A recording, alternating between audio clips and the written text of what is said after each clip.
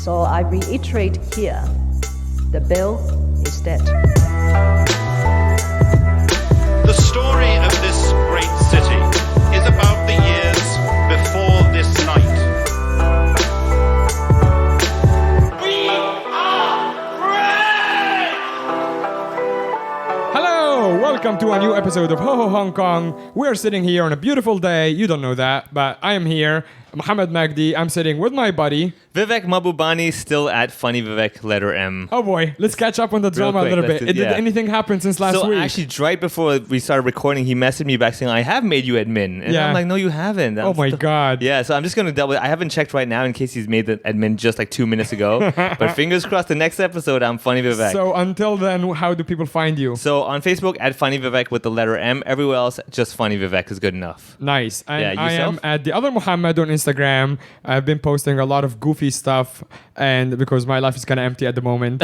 So just if you want to follow me and see absolutely useless posts, that's the other Muhammad. That's a good thing. I mean, like for myself, actually, I've been getting a lot of messages from friends and family because I have my show on the 21st of December in Ocean Park. Oh, right? yeah. Right? And so everybody is like... Dude, that poster is amazing, by the way. Thank you very much. Yeah. I'm glad you like it. So I have my show at Ocean Park, and everyone's first question is, can we go on the rides before your show? And I'm like, oh, what? Yeah. Did you not tell them that the opening act is the dolphin show? Yeah, exactly. Yeah. And I guess second most common question is, are you doing it where the dolphins perform? Yeah. I'm like, I give up, man. Just go to show.funnyvivek.com. You'll figure out all the information. I mean, one there. show has a lot of hair and the other has none. Yeah, and a lot of water, and I don't want to swim. Oh, man, I did go because I'm cheap. I went, like, you know how they give like a free birthday ticket? Oh, yeah. So last year I also have a fake birthday on my ID and my passport. It's not the real one.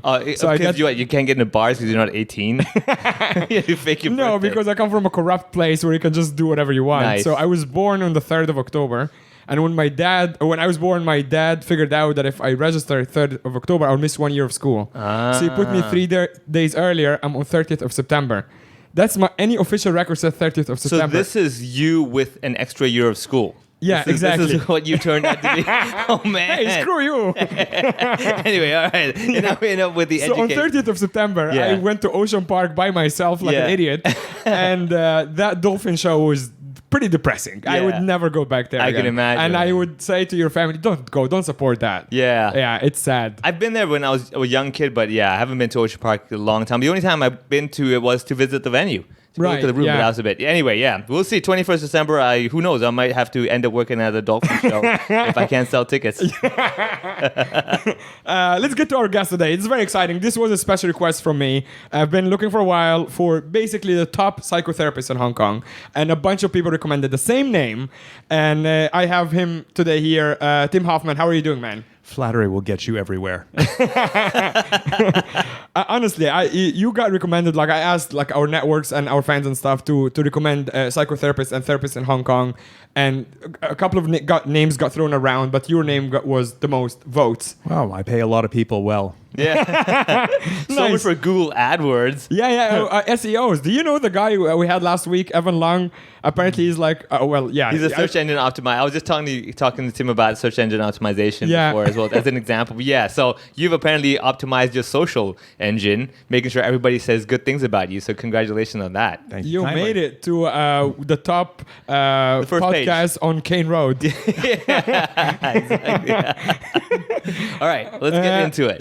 Tim, tell us a little bit about yourself. So you are a psychotherapist here in Hong Kong, and you have been here for about 22 years? Or you have been here for a long time, but you have been in your industry for 22 years. Is that correct? Nope, neither. I've been here all right, then your website needs updating. Clearly SEO bad.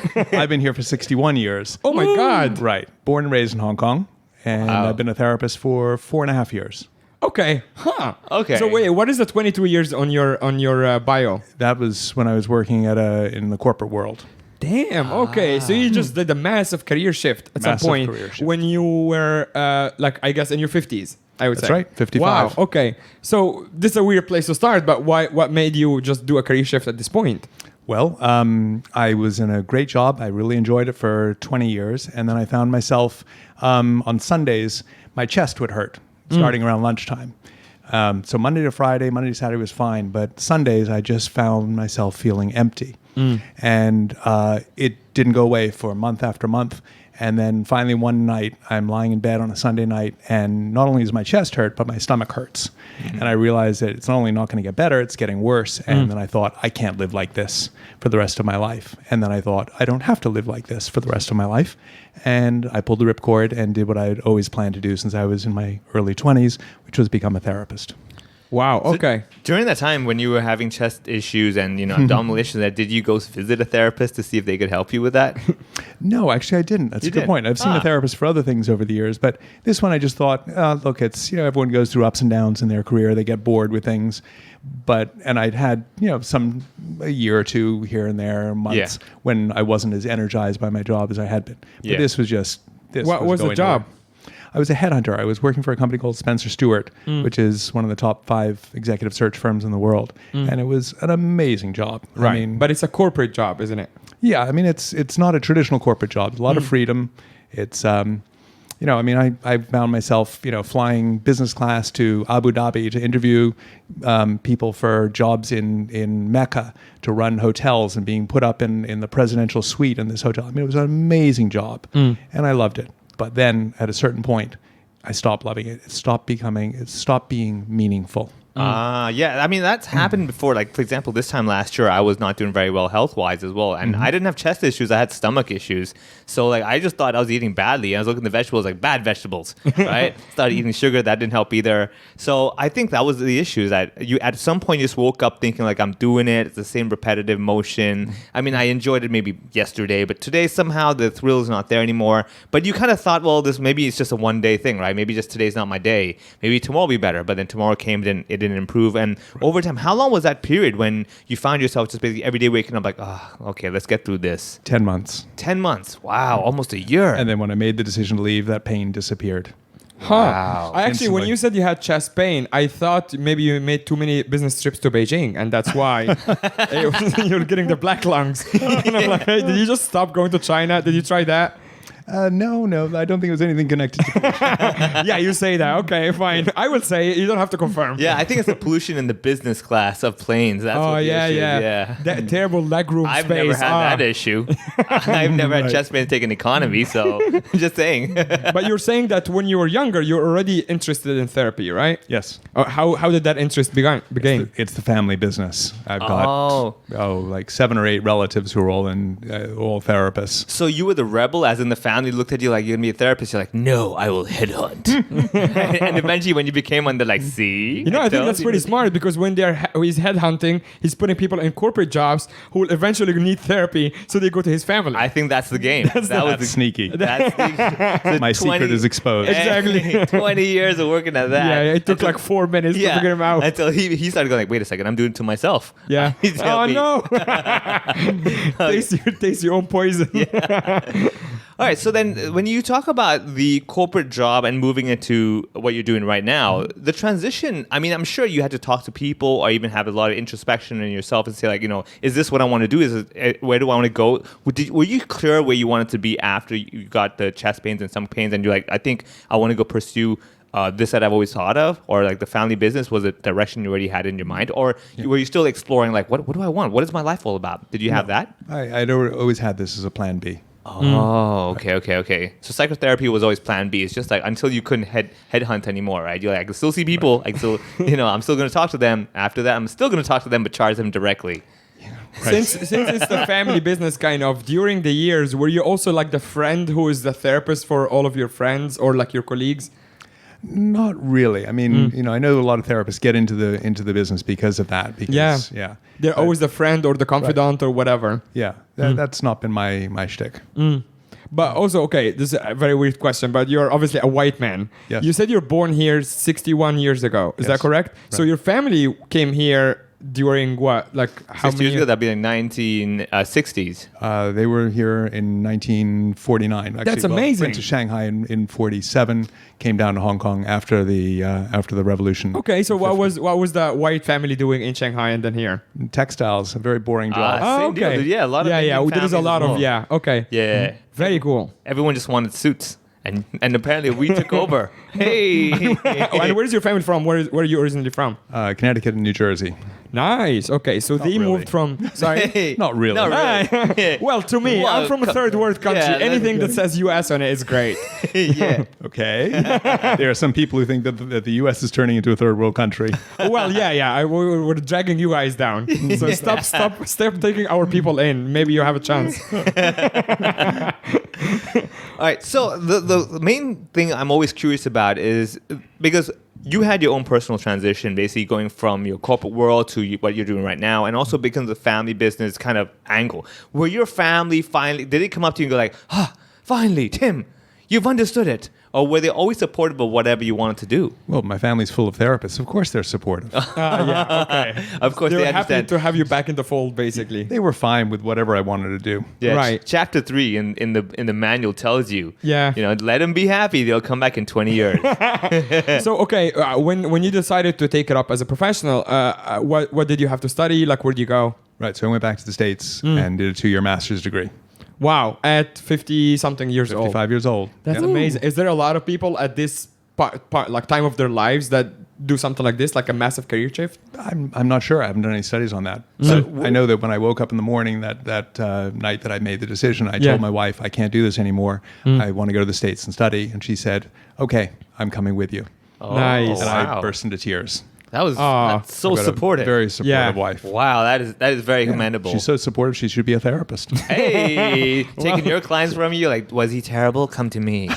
That's mean. So, okay, dumb question. When you need therapy, if you need therapy, do you just read your own books? Oh. No, not like the books that you wrote, but do you read your own resources? Is my point, or do you also have to see a therapist? Therapists go and see therapists for sure. Is that common? Yeah. I mean, I haven't done any studies on this, but I know that therapists often have therapists. But now that's the thing. As a comedian, if I went to watch another comedy show, Yeah. I'm always in like hyper analytical mode. Like, I see what he's doing over there. I see what Yeah. she's doing over there. That's a good joke. Yeah, that's a twist. I guess that's A and B. I get it. Do you have a lot of that then when you're seeing like another therapist and you see how they respond? You're like, oh, I see what you're doing. This is from that textbook. Maybe. I mean, I've not. I went and did all my therapy before I became a therapist. Right. So in the 4.5 years that I've been doing this, I haven't yet seen a therapist. It's a little awkward in town because you're going to run into these people at social events Yeah. and so forth. So a lot of people I think would do therapy with someone who's outside of Hong Kong. Yeah, so over the internet, something like Right. that would be better, right? Because that way, it's always awkward that, I see you in a social event, but I also see you in a private event. It's like, okay, we're giving each other the look of like, I know, but I don't know. Right. You have that. So, okay, so coming back to this, now, we're comedians. Mm-hmm. Looking at Mohammed, he has way more issues than myself. Yeah, a lot more. And this is a running thing because a lot of times people, when they think of comedy, they always think about that broken kind of soul very often. And I remember reading a book by Jerry Seinfeld, and he was kind of upset with that idea. And he was always talking about why it always has to be broken. Like, for example, when he was talking about at the Comedy Store, the lady, I think Pauly Shore was her name. Mitzi Shore. Mitzi Shore, yeah. So the idea was that initially when he went there to try out, she saw him. She's like, oh, you need to be stamped all over. You need to be broken a bit, otherwise you won't fit into the comedy world. And ever since then, he never went back. And he was like, I'm fine. I don't have to be broken to work in this industry. But the running idea is always like, you've got some issues, you've got some mental problems, or, some family issues. That's why you're a comedian. Have you found that there are certain professions in the world that seem to always throw in certain mentalities or certain personality types? Like comedy always has, every time you go to open mic, you're like, 9 out of 10 people, these guys have issues. They need therapy. Yeah. It's very common. Like, I would invite you to a show once just to sit and observe, not really enjoy the show, but just sit and observe and just give me like a bit of analysis. Like, okay, I can see there is common thread here among these people. Or maybe we are wrong and you're like, oh, these are just normal people who took up a hobby, right? I mean, maybe a lot of comedians need therapy, but so do a lot of ordinary people. And maybe you guys are just a little bit more open about it. You guys talk about the problems you've got. I mean, there are things I think that happen in the comedy world that make it particularly difficult to be a happy person in comedy. For example, it's a very competitive thing, right? Every time you go and watch someone, you're judging them against yourself. Yeah. And sometimes you find yourself on the losing end of that, and that's not a very good feeling. Yeah. You're also on your own, right? When you stand up, you don't have any teammates. You're not like part of an accounting firm that's all, we're all in this together and we're all going to make money for everybody else. No, you live It's and a die very by solitary. yourself. It's a very solitary kind of Yeah. life in a way. Right. And your product is yourself. So, when I used to sell computers for IBM many, many years ago, if someone didn't buy my computer, well, they just didn't like my computer. You don't take it personally because it's IBM, it's not you. Right. Yeah. But you guys, if you stand up there and you die, no one's laughing. Right. That's you. They rejected you personally. That's actually really true. Yeah, I mean, I've had times when you have bad shows and you kind of question yourself, like, oh, have I lost it? Is my product defective now? Right. An issue? Oh, okay, yeah. I think a common thread among like the really, really successful comedians that I look up to anyway is that they manage to separate their act from their person. And even if their act is very personal, it's still a product that they made. It's like if I make you soup and you don't like it, it doesn't mean that I suck as a person. Just the soup sucks, right? But he's right. Like, is there any other industries in your experience that you can also see like the mental issues or like needing therapy is more common than other industries? Well, traditionally people who are creative, artistic people tend to be that's the stereotype. I'm not sure I've ever seen any studies that say that that's absolutely true. But you look at the the design industry between 2010 and 2018, 3 famous designers killed themselves. Kate Spade, Alexander McQueen, and Lorenz Scott. So that's pretty intense. Part of it maybe is also because you're in the public eye, right? Especially if you're very successful, you're out there and people are every part of your life is exposed. And so anything that happens, you break up with a girlfriend or a boyfriend, man, everybody knows about it. Yeah, there's no tough. me time. There's no leave me alone. I don't want to discuss it. The press is over you, trying to get every little detail out of that. Right. I think that's the other thing I find is that the creative role, one aspect as, and also you come to a dead end of like, I got to be better than my last creation. And that is an issue even I face a lot where like, okay, you have a really good set. You have a really good new bit. You write that, you do the show, you're like, that's great. Now the next show, you're like, how can I top that? And I think that's the biggest pressure a lot of creatives face when people expect, oh, you can top that. Your thing was better last time. And you're going to go, wait, have I lost it? I mean, I can't seem to be improving. So would you find that it's anybody who's constantly basically expected to get better and better, the growth syndrome?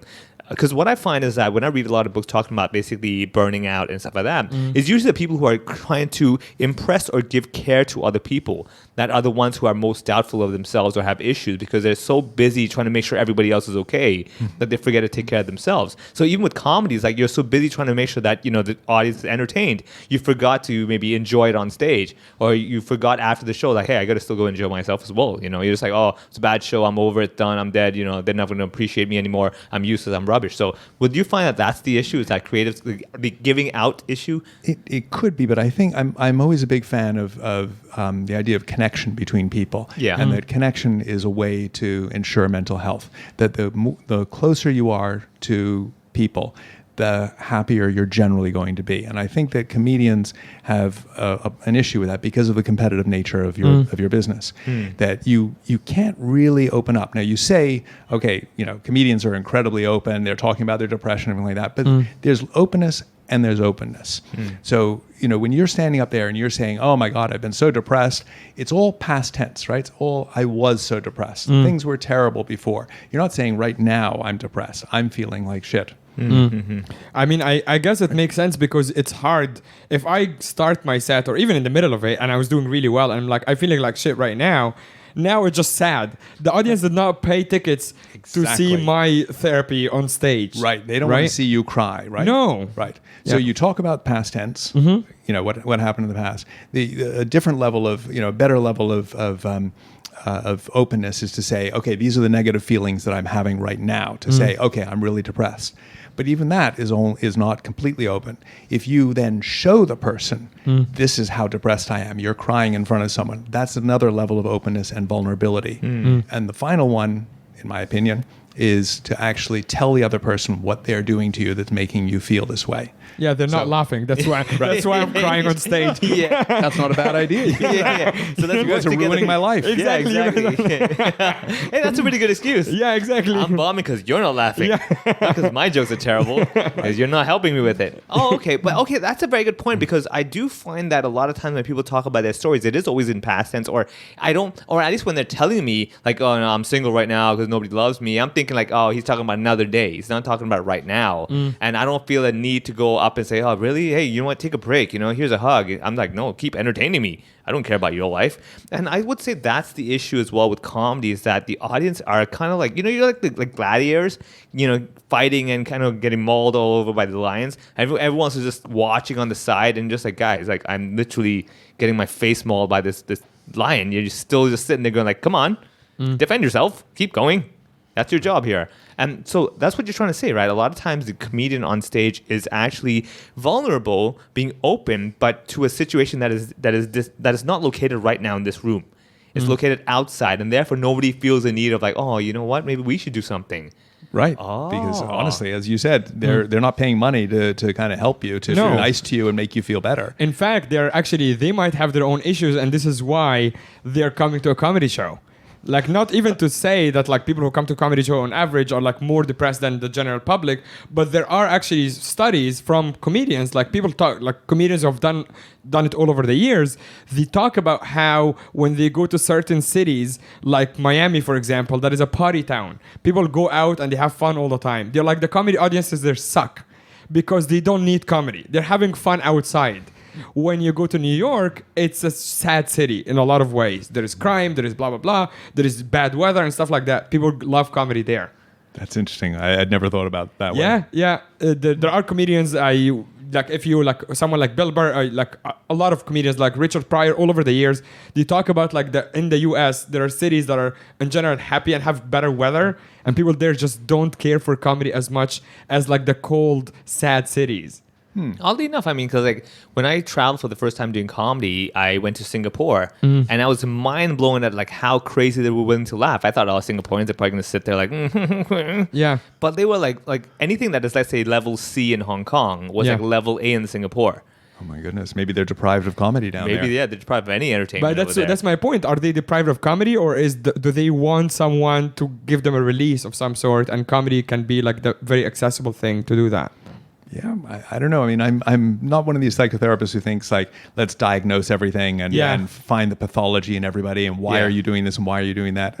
Life is hard enough without people telling you that you're doing something wrong. Yeah. I mean, obviously the message here is not blame the audience. We're grateful you'd enough. like to, I'm sure. I would love When to. they don't laugh at you. We blame the audience after the show. After the show, After the show. Which is actually a bad habit, which gets me to my next point. So also, one of my jobs is I'm a booker, which means that I book and run the shows.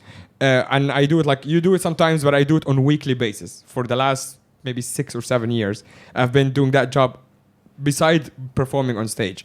And one of the main issues, if I have to pick one issue among the hundreds of comedians that I worked with, especially on like the starting and mid-level, is the lack of self-awareness, which is quite fascinating to me. And it's one of the main reasons I wanted to talk to you, because there are a lot of people over the years, especially open mic. So just to walk you through the hierarchy of like, how do you start comedy? Most of the time you start at open mic level. So you're nobody, you're just a random person. You sign up for open mic, you try 5 minutes and you build your act like that. Now, the problem that I have is that I get approached by people who are in nowhere close to, like they've seen someone like Vivek go up before them, destroy for 5 minutes. That's a headline act. They have done it maybe 3 times. They got maybe 1 or 0 laughs. And they genuinely believe when they approach me, it's like, so when do I get my headline show? And I always like in my head, I'm like, were you not there when you were on stage? Like that doesn't make any sense to me. But because it happened so many times over the years, I started to think these people are disconnected from the reality. Like, so do you have an idea like why does this happen? I'm not sure why that happens with comedians, but I know that a lot of us, in order to preserve how we feel about ourselves, we fool ourselves about all kinds of things. You know, that therapists are some of the worst. You know, they did a study, asked 270 therapists, how do you rank yourself against other therapists? Are you above average, below average, top quartile? Every single one of them ranked themselves as above average. Right. And like 50% of them ranked themselves in the top 10 or 20%. Wow. Right? Yeah. So everybody, in order to feel good about yourself, you gotta fool yourself. I mean, the only people who really have a very clear view of their capabilities and their positions, you know, how they're really coming across to other people, are people who are depressed. Right. they've accepted that that's how they're feeling, and I guess that's how it is supposed to be. Or maybe it's the other way around. They see what they really are, and that makes them depressed. But then to rebuttal what you're saying, as a therapist, I know nothing about therapy, obviously. You should come and see me then. Yeah. All right.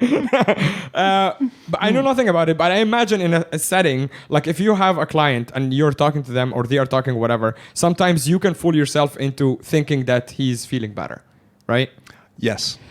As opposed to comedy, when the reaction is so immediate and so clear cut. And this is my point. Even if you're an artist who paints, you can fool yourself, oh, people came to my gallery, they must like my painting. Maybe people came to the gallery because the advertising was good, but they did not like the painting. Comedy, I would argue, is the only art form in the world where the reaction is so immediate and so live and so telling that it's hard to miss. Obviously, it's not hard to miss. But this is the thing that is crazy to me. If it's really important to you to think, I'm a funny person. Yeah. Then when people aren't laughing, you kind of hear it that they are, and you believe that they are. They're just so overcome with emotion that they just can't laugh out loud, but they're secretly think you're hysterical. I mean, we all have this wonderful ability to fool ourselves. I mean, you look at sometimes people who are in marriages and their spouse is cheating on them and has been cheating on them for years, and every single person in their social circle knows that the spouse is cheating, and they have managed to convince themselves that it's not true. So you're talking about denial. Denial, right. I mean, your comedian friends are in denial. They believe that they're funny. So where does that come from? A need to protect how you feel about yourself. Or, in the case of the person who doesn't believe that their spouse is cheating, the cost of believing it, you're going to get divorced, you're going to be humiliated, your whole marriage, the 20 years that you spent married to this person is now going to seem like a sham. Your world falls apart.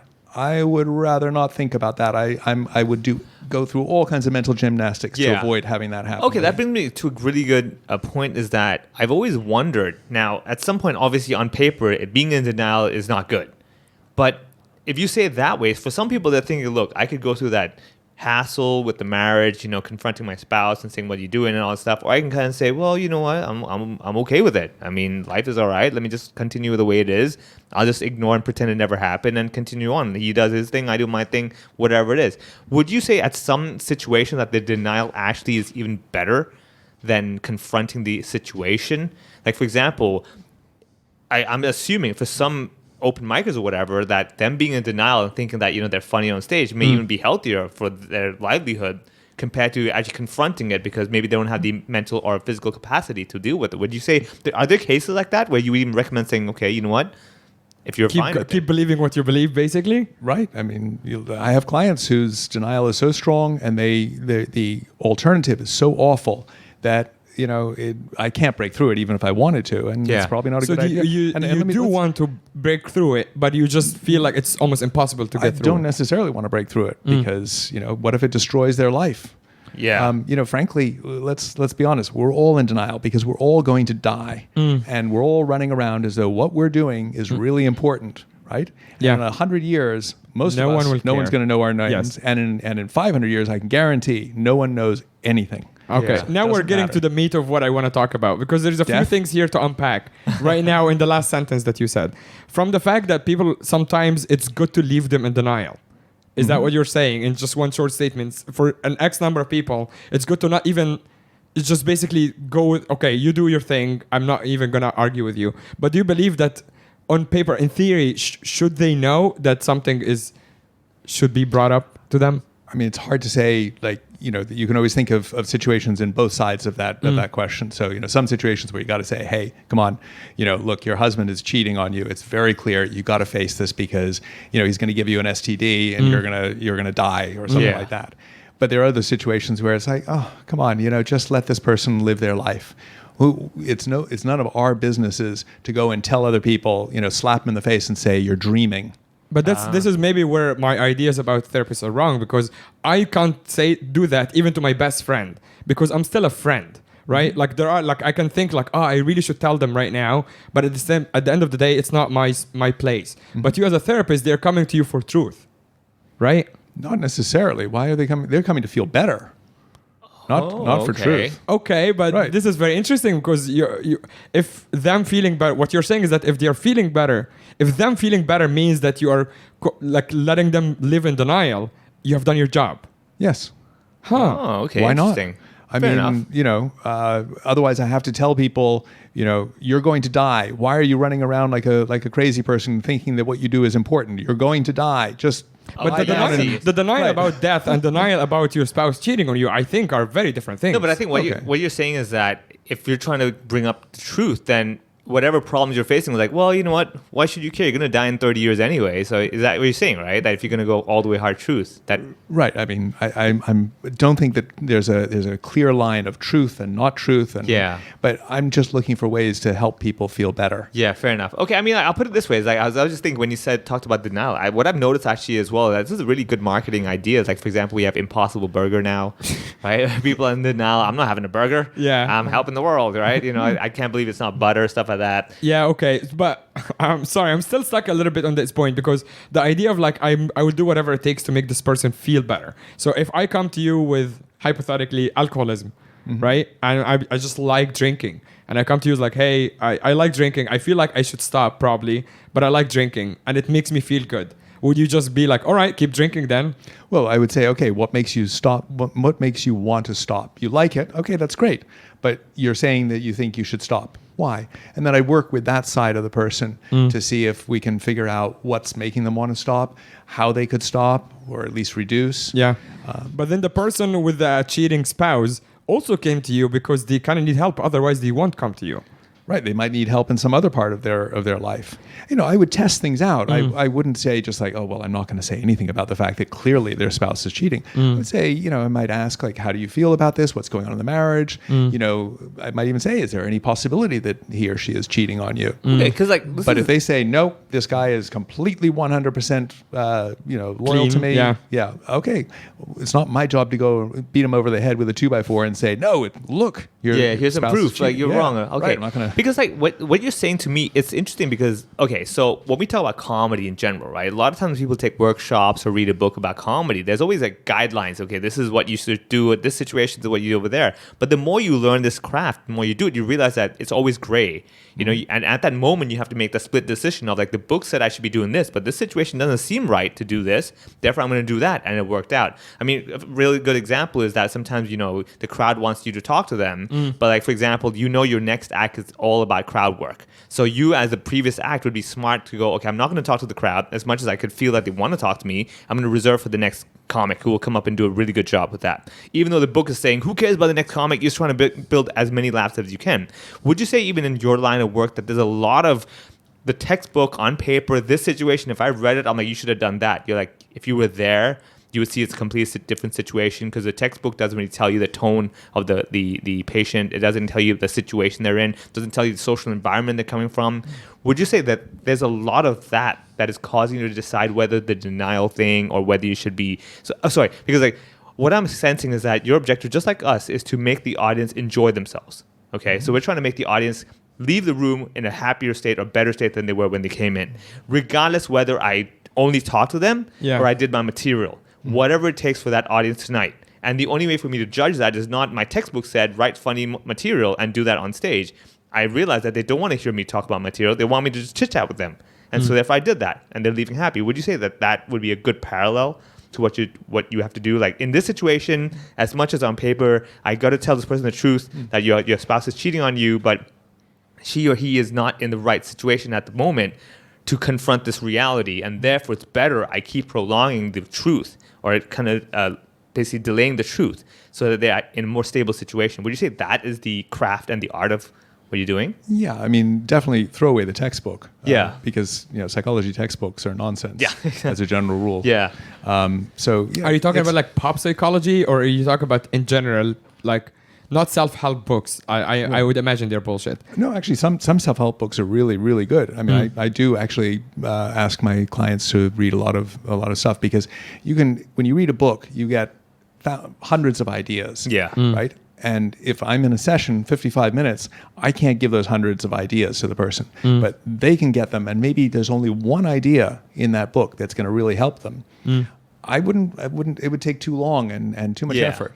So books are really good. Well, one of the things that we talked about before recording, like over the last couple of weeks, was the idea. Like I was sending you a few links about comedians who are using comedy as a defense mechanism, right? So you hear a lot of stories about famous comedians who started not doing comedy, but they started using humor because they were bullied, for example, at school.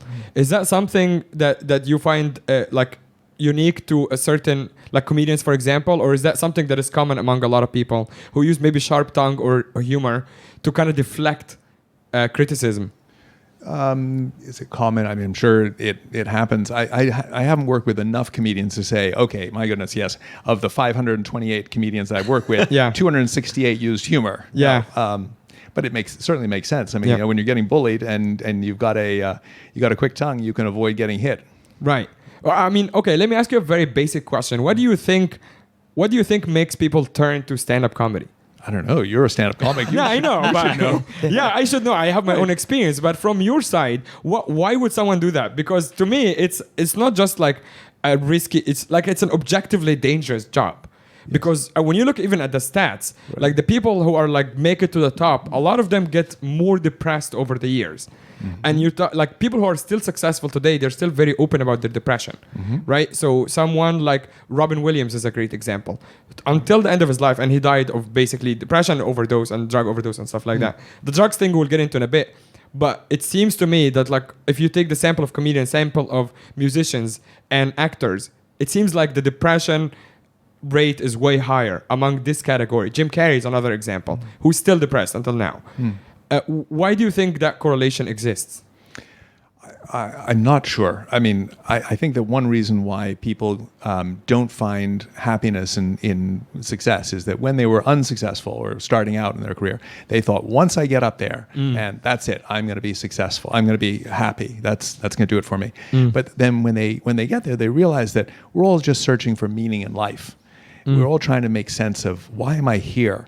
And when you get there, it's not like suddenly, the heavens open and the angels sing and wow, now my life is fulfilled. You're still looking for that meaning in life. And I think that people who are very successful are often so driven that they're not focused on their relationships.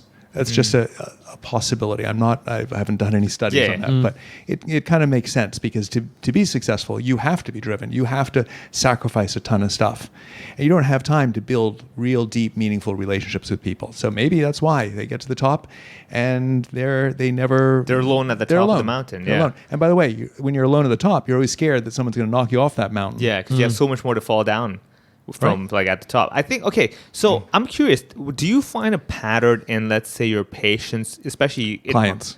Clients. Sorry. I keep mixing it up. Patients see a doctor. I'm not a doctor. Okay, yeah. So he does cut them open, but let's not talk about that. I do? He's got my secret. Yeah, exactly. I'm very curious that, especially in a city like Hong Kong, do you notice recurring patterns with your clients that the issues that they're dealing with has a lot to do with the environment they're in, or is this just a general thing that any environment can do? Like, for example, in Hong Kong, what I find is that the stop and smell the roses issue is a big issue where people are so busy, as you said, trying to climb to the top that they forget what was the original objective. Like, for example, a few years ago, even myself, I'm so busy trying to be a comedian, be funny and everything. I'm like, wait, I just want to go up there and perform. I just want to have a good time. I've forgotten that. I'm just so busy doing the shows where I'm just doing the motion. And do you have a lot of that happening in Hong Kong, just going through the motions, or basically what am I here for? Because you talked about meaning just now, and I think a lot of books talk about that. For example, I subscribe to the Bruce Lee philosophy of everything's within yourself, stuff like that. But the idea is that your meaning changes over time. For example, let's say 10 years ago, all I cared about from comedy was I get to go on stage and perform. Now, if you're like, hey, can you come to my party and perform? I'm like, no. This is my fee. They're like, well, but you enjoy what you do. I'm like, yes, but I don't do it that way anymore, right? So it's changed as well, and I have to accept that that's my new quote unquote meaning. Do you find there's a recurring theme of people coming to you after as your client and saying, I have this issue? You're like, okay, I've seen 100 of this. This is the deal you're dealing with right now, especially because it's Hong Kong. No, I mean, I've had many hundreds of clients, and I've never had two people who were the same. Not even close. I mean, everybody is so unique. But were there like commonalities? I'm saying because like in this yes. city, this city kind of drives you a certain way. I don't think it's a city thing. I think it's a human thing, that it's hard to form close relationships and not get overwhelmed by them. Like, as in, like, you know, you date someone and you have a distance, you're still yourself, but you still feel very close. It's hard to make yourself vulnerable to people. It's hard to find your place in society, where you recognize that you're not going to be the top, you're not the bottom, but you got to be happy with somewhere in the middle. You know, it's finding. I always say that life is like a three-legged stool. You need work, meaningful work. You need friendships. And you need someone to love. And that someone to love doesn't have to be a romantic partner. It can be a child, it can be a parent, it can be a dog, it can be God, even for some people. You need meaningful work. You need to feel like, I am useful in society. I have a place here. And you need a social life. You need people who are around you, who you can go and talk to. When you got those three things, as long as you got enough money to live, life is okay. You're pretty solid. Okay. So let's use the three-legged stool thing for comedians, right? Let's use that. I think that's a really good example, good kind of baseline we could start off with. So first of all, let's assume every comedian loves basically going on stage and performing. Yes. Okay. The fact that they'll keep coming back, chances are they usually must like it to a certain extent. Yeah. So you have some comedians, and whether they're funny or not, that's secondary, right? To explain to you what that means as well, in our industry, so as a booker, you see someone who has the potential, we say they have the bug. Right? Which means that they're going to come back. So sometimes you see someone who come to open mic, did it once, got that first big hit. It's exactly like drugs. And I'm sure you can explain it even better than I do. Because they can come back and they just want that big laugh again. To the point that, like, and there's also like bigger examples of people who have become successful. Again, like Robin Williams, he was accused of stealing material when he was starting. But it's fascinating because when I looked into his life, I'm like, he has an addictive personality. He was addicted to drugs, alcohol, all of these things. But he was also, just like any base level comedians, he just wants that hit, to the point that he stole other people's material, even though he's an absolute genius. And we see that in also younger comedians as well. You come back, and we as bookers are like, hey man, that's this person's material. For us, this is super unethical. You cannot do that. But sometimes, I think, again, going back to the denial thing, they're in denial about it. All they want is just that hit. They just want that big laugh. And they're going to do whatever it takes. Yeah, that's true, actually, because like there have been comedians that I've confronted, like, hey, that's material that's stolen. Like, oh, it's not. They don't own it. I'm like, no, I think they pretty much do. Yeah. That bit's way too clear cut that it's that person. So, well, you know, they don't only have the minibus. I'm like, no, okay, it doesn't work that way. You know, you can rephrase it. So, yes, you're correct. They want that hit. And that's an issue, I think, that with comedy, it's highly addictive. Once you get that one or two big laughs, you're like, whoa, this is a rush that like no other. Yeah. And you come back, and then when you don't get it, that's where the issues start. I mean, I'm noticing, like, when comedians, when they first start, first one or two open mics, they expect nothing, and they get the laugh. They're like, whoa, this is a bonus. Yeah. But then they come back, they're like, I'm not getting it. Yeah. What's going on? Or I'm not getting enough. Now I want more. Again, just like a drug addict. Yeah. So there's that issue. So would you say even with work is that, because our line of work, there's a lot of it, basically the response of the audience tells us if our work is enjoyable or not. Very rarely would we be like, I'm having a great time on stage whether you're laughing or not. Right? It's very unlikely. Would you say it's that volatility in our line of work that causes comedians to maybe have a more likely chance of having kind of, depression or basically unhealthy mental issues? Yeah, perhaps. I mean, it's a pretty precarious existence if you really need that laughter and you're not getting it. You start to feel, first of all, you're a has-been, and then when you bomb the second time, I guess you start feeling like I'm a never was. Yeah, right. I'm a fraud. I'm a fraud. That was a fluke, basically. Right. Yeah. Not only am I a fraud, but everybody out there knows that I'm a fraud. The humiliation is intense. Okay. So that's why you have to have the friends around you to be supportive. That comes to the second leg of the stool of having like a social network that is A, friendly, B, you want to look forward to meeting, and C is maybe supportive as well. Right. And the problem is, you guys are probably mostly friends with other comedians. That's a huge problem. And supportive? I don't think so. I mean, it's not even about that, if they're supportive or not. It's the fact that you're surrounding yourself by people who are as damaged as you are. It's not exactly great. The funny thing is, in comedy shows, you will find that whenever a comedian is on stage dying completely, you still get laughs from other comedians. This is a very common thing. Yeah, it's not even like we're not being mean or evil. like when he's bombing on stage and I'm laughing in the back, he's not angry. Yeah. Like he might be embarrassed because he's bombing, but it's so common in the comedy world that we're laughing at other people's dying that it just become completely normal. Like if you're sitting in the audience, you're just an audience member, this person is dying and comics are laughing in the back, you'll be like, what the fuck is going on? This is so bad. But it's just part of the show now. Yeah. And yet that's our social circle. Yeah, Oh, exactly. Nice. So, okay, so 2 out of 2, 2 out of 3 are bad. So I guess the question is not why is it that so many comedians have depression or mental health issues. It's why don't more of you have depression and mental health issues? Based on these two already, you should be all problems. You know what it is though, awful. because it is awful. I agree with you, but it's also because we are like-minded.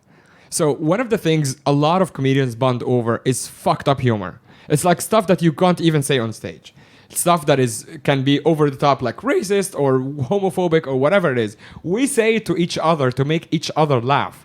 And there is nothing you can tell me, if you're a close friend to me, there is nothing you can tell me that can offend me. Because as a comedian, I put joke first before anything else. For example, we have a concept called roast. Are you familiar with that? No. Roast shows To make fun of other to make fun of other roasting, yeah, comedians. yeah. Right. And there are obviously famous examples. If you go in Comedy Central, you see like people like Justin Bieber or Donald Trump getting roasted. It's kind of like, for TV, so it can be a bit exaggerated. Even if they are offended, they might not show it. But among each other as well, we roast each other all the time. Like I've had family members die this year. And when we were doing the roast a few months ago, I was part of it. And we always ask each other just for courtesy, hey, is there something you don't want me to talk about? For example, we have a comedian who works in a bank. He doesn't want people to know he works for that particular bank. We're like, fair enough. We're not going to make jokes about your bank. When they ask me, I'm like, nope. If it's funny, I will laugh. Even if it's at the expense of something that is very sensitive to me. Because also in my head, if it's not funny, I win because you're going to look like a dick. Right? So either way, I win. If it's funny, I will laugh, and that's good enough for me. Right. So this was a long, convoluted way to say that comedians stick to each other because we have that mentality of we just want to laugh. So in some ways, it is a supportive community. Exactly, but in a really fucked up way. Yeah, so maybe of the three stools, we have like half a leg. We have the love. Right. We have the third leg. Yeah. That's kind of like wobbly already. The screw's coming loose. Yeah, it's pretty But wobbly. I think that's the one thing that you can say that at least the circle of comedians who are like regular comedians, there's a certain mutual respect / care. Whereas we won't push you and smash you in the road in front of a bus. But we will make fun of you until your emotions are crumbled into pieces. Yeah. But that's because we can't physically hurt you. We're just kind of emotionally damaging you. Lovely. What a nice thing to hear. It's such a perfect way to end it. No, we're not ending. We're staying with man. this guy. Unless he drops the mic, I'm continuing to talk to him. You guys can check out of the podcast. I'm going to keep talking. Okay, so you're clearly identifying a bunch of problems here. Just from seeing your face and your reactions, you're saying that there's a lot of issues, basically. Well, it's a tough line of work you guys have chosen, or maybe a tough line of work that's chosen you. That's a great point. That goes back to another thing I wanted to talk about, which is like when you choose the line of work or comedians who like end up being comedians, do you think if they were happy as kids, do you think that, or like when they're growing up or they had like more quote unquote normal childhood, do you think are they more likely or less likely to take up a line of work like this? I have no idea. I'm sorry, but it's like that would be just me kind of pontificating. I mean, it doesn't have to be based on like certain studies that you read, but just from not even your experience, but if you have to take a If I had guess. to guess, you know, maybe when you have a tough childhood, you find ways to deal with it, and humor can be one of the ways to deal with it. And then you become good at it. It protects you against that the toughness in your childhood, and then you take it into your adulthood and go like, "Wow, this actually works, and people like me for it." So always stay a kid. Always stay a kid. Yeah, I mean, there are also there is the other. Just to not sound so general or across the board, there are other comedians who have had great childhood and great lives, and you're still like, there is a very famous comedian called Anthony Jeselnik, and he has had some issues when he was young or whatever, but his whole brand is that I am better than you and I'm happy and I am a handsome, successful comedian, and that's his whole brand, and people love him for it. And he's one of these guys who was very dark, so he makes jokes about like 9/11 and dead babies and stuff like that, and he sells out arenas. He's a huge comedian. But there is also that type of comedian who is just like, I'm happy, I'm not like everyone else. Right? That also I find fascinating. It's like, oh, I want to be like that guy, except that I'm not. Who knows whether it's true? Maybe he did have a wonderful childhood. Right. So maybe he didn't. Yeah, exactly. Maybe he did, maybe he didn't. This is what I'm struggling with, because the people that I surround myself by are people who are like me.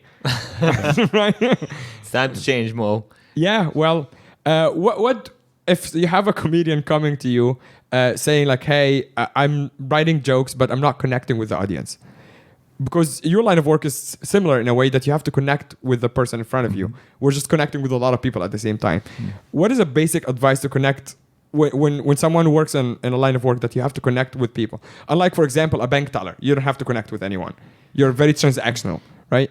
What general advice would you give someone to have better connection with their audience? Yeah, it's a good question. I guess, if you're not really aware of what's going on inside of you, then it's going to be hard to connect. It's going to be hard to be real. And my guess is what your audience wants to see is people who are being real. That's just a guess. So I did have one comedian who was really trying hard, but he was very disconnected from some of his feelings. And I don't think he was terribly successful. That makes sense. To keep it real. Okay. Oh, I didn't know that you saw Tim before, Vivek. I'm not connected, man. I'm all pieces. He also said he was terrible, so I'm looking at you. See, this is exactly an example of what we do. This is like a very light-hearted joke. Yeah, exactly. And my reaction should be, hey, how dare you? But I'm like, that's hilarious. Exactly. We have issues, man. Okay. Did you ever watch that, like, growing up? Were you a fan of stand-up comedy? There's a period when I was a young adult that I watched it a lot. Who did you like? Here. I have no idea any of the names. I mean, it's so many years ago. Listen, I'm 61. Yeah. And this was probably, 35 years ago. Oh, okay, yeah. So probably those comedians are dead now anyway. Or they died on stage. That could be too. So, okay. But I did used to like sit in the front row and wear like funny clothes so that I get heckled. Oh, really? So in a way, you also wanted attention. No, I just like to see them. See what they do? Kind of like be mean to me. Oh, wow. It's kind of fun. Okay, like a little bit of abuse. A little bit. Yeah. Okay, actually, this is a great point because it's essentially we're all doing stand-up to get attention because we don't get enough attention off stage. And this is also something, if you talk to any comedian, maybe 8 out of 10 are going to tell you the same thing. I just want, because in that moment, the rules are set that I am the only one who making every call in this room. If you talk, security is allowed to kick you out. If I talk to you, you have to respond to me. It's all about me. As in your life, are the people like this who are more like self-centered or self-absorbed? Where does that come from? Oh my goodness. I mean, don't we all want to be the center of attention in some way? Like, right, but not everyone not everyone does decide that. to like take a microphone and scream at people. But we all want to feel important to other people. Yeah. Right? And sometimes people do that through like what I do. I mean, that's my driving force. There you go. Is to matter to my clients, that if they care, that like if I make a difference in their lives, even if they're not getting better, but they feel better temporarily by me listening to them, that gives meaning to my life. So maybe what gives meaning to your life and to other comedians is to stand up there and have everybody looking at you. Suddenly you're important. Okay. For me, I feel I want to be important to one person at a time. But does that mean that we all feel unimportant until we do something like this? Or is it people who are not you or me who have felt important all of their lives? You don't need to do jobs like this. I think we all need to feel important to other people, because if you don't matter to anyone else, what's the point of life? I feel like, okay, so someone who maybe has felt important, let's say to their parents or their loved ones all of their lives, they can go up and work in a bank. Yeah, you know what perhaps. I mean? Like, I don't need to matter to a stranger in order to get validation, while you want that validation from a stranger. Well, they're not strangers after they come to my office for one or two sessions. Yeah, sure, but essentially you're still seeking that, because that dynamic is set up that they are needing your help, but in a lot of ways you also need them. Is that correct? That's very true. I need my clients. That's very interesting, actually, because that gives us more in common, a comedian and a therapist. Yeah, the more I hear, the more I'm like, wait a second, we're therapists. Exactly. It's actually funny because, it's funny because comedians have a very hacky joke in a way when they go on stage and say, "Oh, this is my free therapy session because I can't afford therapy." It's a very, very common joke. You hear it from open micers all the time. But in a funny way, I'm discovering today for the first time that actually no, I am the therapist in a way as for the audience. Same for you, because now you are getting validation from them. Mm-hmm. So in that scenario, are you the comedian or the audience? Well, sometimes I do tell a few jokes to certain clients who need some humor at the end of a session. I'll tell them a joke or two. I was reading something when I first started, like it was like one of these very basic books about like the stand-up comedy, and something that stuck with me over the years is that it said that 90% or 85% of the audience opinion on you is formed before you open your mouth on stage. Oh my. Yeah. So That's basically, yeah, it says like something like they judge you immediately, and maybe this is something you can confirm or maybe you don't know, but it says it judges you on your appearance, on how you look, on how you're dressed, on how you hold the microphone. And the last 15% is your first 30 seconds of your act. What do you think of that? Like, is that something that is quite common, that a general public would judge someone immediately based on very superficial things? Yes and no. So we're all judging everyone else. The moment you see someone, you start forming an opinion. The question is that opinion firm, unchangeable, or does it change? Now, the fact is, I think it changes all the time. Yeah. You know, they may think, wow, this guy looks great. And then you open your mouth and you say something stupid and their opinion of you goes down. Right. And vice versa. Yeah. So, I mean, the idea that we're not judgmental, we don't make any kind of, we have no opinion of someone for a while, that's just not true. Constantly getting information about people and kind of making preliminary judgments about them. Okay. Wow. Okay. So, I think we're kind of running out of time. I want to get into something, but we'll save it for the Patreon, because another common thread here in Hong Kong and worldwide in our industry is drug abuse. Mm-hmm. It's so common that it's actually, I'm fascinated by it in the sense that like people because you can't stay on stage forever. And people get off stage and they do drugs to get that same hit or the same dopamine. Or I don't even know if that's right, hormone, dopamine, or serotonin, or whatever it is. They want to do that, but there is certain comedians historically who have only been good when they were on drugs. They started good, and then something happened when they only found that when they were just on drugs, and then they quit or they tried to stop and they died. Like sometimes literally died of depression or whatever, but sometimes just died on stage. And there's a famous comedian, Jem Jeffries, who's an Australian comedian, who is famous for being drunk on stage, visibly drunk, and he's drinking on stage. Same for Doug Stanhope, another American famous comedian, drunk on stage all the time. And you see him sober, you're like, that's not, I don't like you very much. Not that Sometimes funny. he's making the same points. But you're just not accepting it. So we'll get a little bit into the alcohol and drug abuse in the comedy world, but on the Patreon. Tim, thank you so much for coming on. Just one last thing, guys, if you're enjoying this, please share it with a friend. Give us a 5-star rating on Apple, or we're on Spotify and on Podbean. Podbean, yeah. Tim, thanks for your time so much. How do people find you? Just if you have anything to plug, since you're in Hong Kong, most of our audience are in Hong Kong. The floor is yours. Well, just my web page. If you just type in Hoffman Counseling Hong Kong, you'll get me. HoffmanCounseling.hk. I don't think it's .hk. No, okay. it's I have it right here. It's Hoffman-counseling.com. Right. So you know my webpage better than I do. That's how good he is. He's like, I don't know where to find myself. Actually, I will ask you a question, and we can totally cut that if you want. Some of the people who worked with you before, they told me that you work on a sliding scale. That's right. Are you okay to talk about this? Again, this is on record, Yeah, we can cut it. So, because that also, to me, was quite cool, that the fact that you kind of cater your service to people's budget. Can you explain that a little bit? Right. So, I mean, traditionally, therapists charge just a standard fee, and it's in Hong Kong anything from like around $1,200 up to $2,300, $2,400 for a 45 to 50 minute session, Which can be quite expensive for a lot of people. Right. So I think that people should be able to afford therapy whether or not they're rich. And so I overcharge on the high end. So I charge $2,500 for the people who are wealthy, and people who are not wealthy. I mean, it just goes all the way down to $500 for people who are really struggling.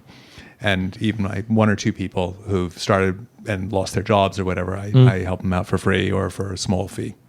Okay, just to clarify, all this fancy furniture you're seeing around here, this is all on loan, okay? I do not own any of these things. I want you to know my asset management level is very poor. Should I email you? Please consider me. He owns this house.